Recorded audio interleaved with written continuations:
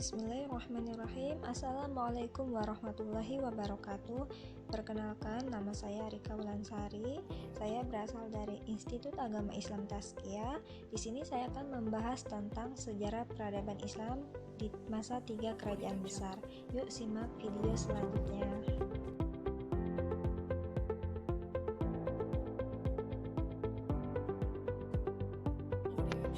Dapat kita ketahui, sejarah Islam itu telah melalui 3 periode. Yang pertama itu periode klasik tahun 650 sampai 1250 Masehi.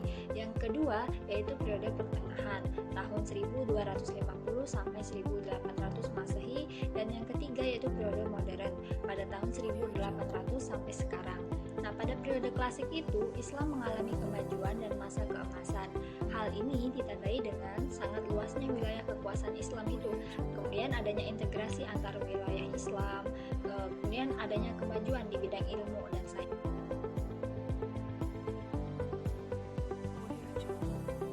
Selanjutnya yaitu abad pertengahan. Nah, pada abad pertengahan ini Islam itu mengalami kemunduran. Hal ini ditandai dengan tidak adanya lagi kekuasaan Islam yang utuh yang meliputi seluruh wilayah Islam, dan kemudian terpecahnya Islam ini menjadi kerajaan-kerajaan yang terpisah, yaitu ada kerajaan dinasti Utsmani di Turki, kemudian ada dinasti Safawi di Persia, kemudian ada dinasti Mughal di India. Kita akan membahas tentang kerajaan Turki Utsmani. Pendiri kerajaan Turki Utsmani ini yaitu Sulaiman Shah yang berasal dari kabilah Oghuz yang mendiami daerah Mongol dan daerah utara negara Cina. Ertugrul wafat tahun 1289 Masehi. Kepemimpinannya dilanjutkan oleh putranya yaitu Utsman. Pada tahun 1300 Masehi, bangsa Mongol menyerang kerajaan Seljuk dan Sultan Alauddin terbunuh. Kerajaan Seljuk Rum ini kemudian terpecah-pecah dalam beberapa kerajaan kecil. Pada saat itu juga Utsman menyatakan kemerdekaannya dan berkuasa penuh atas daerah-daerah yang didudukinya. Sejak itulah dinasti Utsmani ini dinyatakan berdiri, dan penguasa pertamanya adalah Utsman bin Ertugrul atau yang dikenal dengan sebutan Utsman I. Kerajaan Turki Utsmani ini mencapai puncak kemajuannya pada masa Muhammad II atau biasa disebut Muhammad Al-Fatih pada tahun 1450 Masehi sampai 1484 Masehi. Nah, Sultan Muhammad Al-Fatih ini dapat mengalahkan Bizantium dan menaklukkan Konstantinopel pada tahun 1453 Masehi. Apa sih faktor-faktor yang menyebabkan kerajaan Turki Utsmani ini mengalami kemunduran? Nah, saya akan membahas tentang faktor-faktor yang menyebabkan kerajaan Turki Utsmani itu mengalami kemunduran. Yang pertama itu wilayah kekuasaan yang sangat luas. Kemudian kerajaan Turki Utsmani ini sering terlibat perang secara terus-menerus sehingga susah untuk menjaga daerah yang telah dikuasainya. Kemudian kelemahan para penguasanya, heterogenitas penduduknya, kemudian banyaknya korupsi. Nah, ini merupakan faktor-faktor yang menyebabkan kerajaan Turki Utsmani ini mengalami kemunduran. Nah, selanjutnya saya akan membahas tentang kerajaan Safawi di Persia tahun 1501 sampai 1736 Masehi. Ketika kerajaan Utsmani sudah mencapai puncak kemajuannya, nah kerajaan Safawi ini dia baru berdiri pada abad ke-15. Ketika Kesultanan Utsmaniyah mulai memasuki daerah orang Persia, itu mengakibatkan terjadinya perang Utsmaniyah-Safawiyah. Keadaan politik dinasti Safawi ini mulai bangkit kembali setelah Abbas I naik tahta dari tahun 1587 sampai 1629 Masehi, di mana menata administrasi negara itu dengan cara yang lebih baik lagi. Nah, masa kekuasaan Abbas I ini merupakan puncak kejayaan kerajaan Safawi. Selepas kekhalifahan Abbas I, masa kekuasaan kerajaan Safawi ini mulai mengalami kemunduran sampai berakhirnya masa kekuasaan. Penyebabnya itu karena kerajaan Safawi ini tidak pernah berhenti melakukan perperangan dengan kerajaan Utsmani, di mana kala itu kerajaan Utsmani ini berkuasa paling lama dan kuat. Nah, kerajaan Safawi ini mengalami kemajuan tidak hanya terbatas dalam bidang politik saja, namun mengalami kemajuan di berbagai bidang lainnya. Yang Pertama itu ada bidang ekonomi, di mana kerajaan Safawi ini mengalami kemajuan di sektor perdagangan dan sektor pertanian. Kemudian ada kemajuan di bidang ilmu pengetahuan, di mana tradisi keilmuan itu terus berkembang pada masa kerajaan Safawi ini. Yang kemudian ada bidang keagamaan. Nah, pada masa Abbas, dalam bidang keagamaan menanamkan sikap toleransi terhadap politik keagamaan. Kemudian yaitu bidang sosial. Mereka mengadakan pembenahan administrasi dengan cara pengaturan pengontrolan dari pusat. Kemudian yaitu ada terakhir bidang kesenian. Di bidang kesenian ini kemajuan yang terlihat itu yaitu dari gaya arsitektur bangunannya. Selanjutnya yaitu dinasti Mughal di India tahun 1526 sampai 1858 Masehi. Nah, dinasti Mughal ini berdiri seperempat abad sesudah berdirinya kerajaan Safawi. Jadi, kerajaan Mughal ini merupakan kerajaan yang termuda di antara 3 kerajaan besar Islam.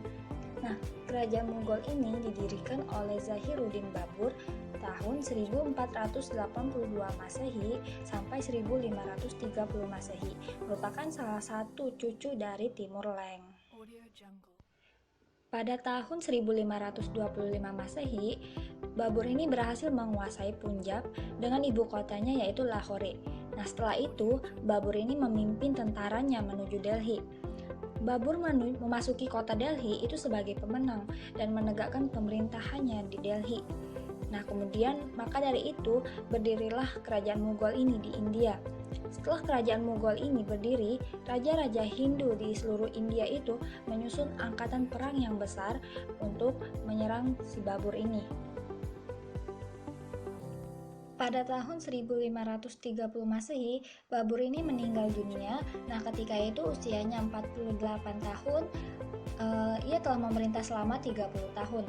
Kemudian pemerintahan selanjutnya itu dipegang oleh anaknya yaitu Humayun, di mana Humayun ini merupakan putra sulung si Babur. Dalam melaksanakan pemerintahannya, Humayun ini banyak menghadapi tantangan. Nah, tahun 1556 Masehi, Humayun ini meninggal dunia karena terjatuh dari tangga perpustakaannya. Humayun digantikan oleh anaknya yaitu Akbar. Nah, Akbar ini masih berusia 14 tahun. Karena ia masih muda, maka urusan kerajaan diserahkan kepada Bairam Khan. Nah, pada masa Akbar inilah kerajaan Mughal itu mencapai masa keemasannya. Kemajuan yang dicapai Akbar masih dapat dipertahankan oleh 3 sultan.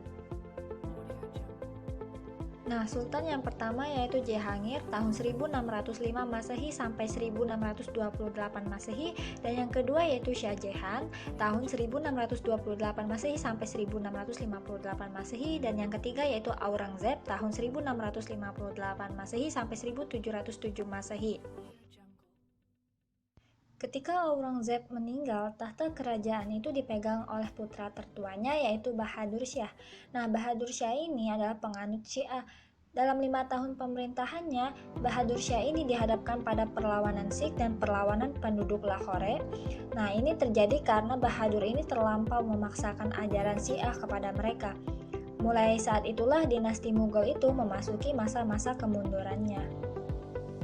Penyebab kemunduran kerajaan Mughal juga ditandai dengan konflik di internal keluarga kerajaan.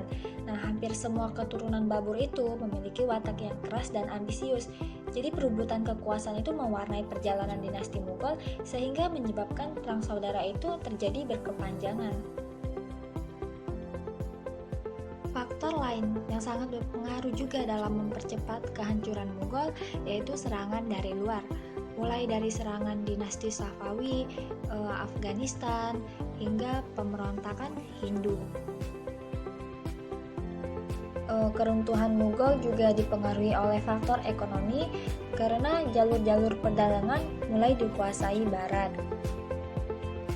Kemajuan yang dicapai Kesultanan Mughal yang pertama ada di bidang politik dan militer. Nah, di bidang politik dan militer ini, sistem yang menonjol adalah politik toleransi universal. Pandangan yang menyatakan bahwa derajat semua penduduk itu adalah sama. Dan kemudian yang kedua itu ada bidang ekonomi. Kontribusi Mughal di bidang ekonomi ini itu memajukan pertanian, terutama untuk tanaman padi, kacang, tebu, rempah-rempah, tembakau, dan kapas. Kemudian ada bidang seni dan arsitektur. Nah, ciri-ciri yang menonjol dari arsitektur Mughal yaitu pemakaian ukiran dan marmer yang timbul dengan kombinasi warna-warni. Kemudian yang keempat itu ada bidang ilmu pengetahuan. Nah, di bidang ilmu pengetahuan kebahasaan, Akbar telah menjadikan 3 bahasa nasional, yaitu bahasa Arab sebagai bahasa agama, kedua bahasa Turki itu sebagai bahasa bangsawan, dan bahasa Persia itu sebagai bahasa istana. Nah, hanya ini yang dapat saya sampaikan. Semoga bermanfaat bagi kita semua. Saya akhiri. Wassalamualaikum warahmatullahi wabarakatuh. Dadah.